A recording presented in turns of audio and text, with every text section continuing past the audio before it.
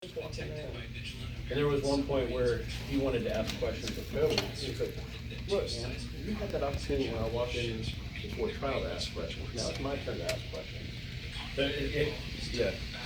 So that was good. Admiral Charles A. Lockwood examined a map of the Philippine Sea 2 days earlier in Pearl Harbor, thousands of miles east. The potential Japanese action to retaliate against the Saigon assault had the American Navy on high alert.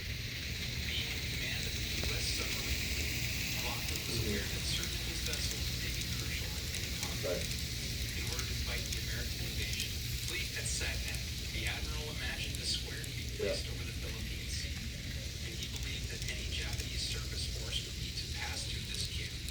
At each corner of the square, he ordered It went well. He was, in back, he baying got a against little the rushed. submarines to control the land radars.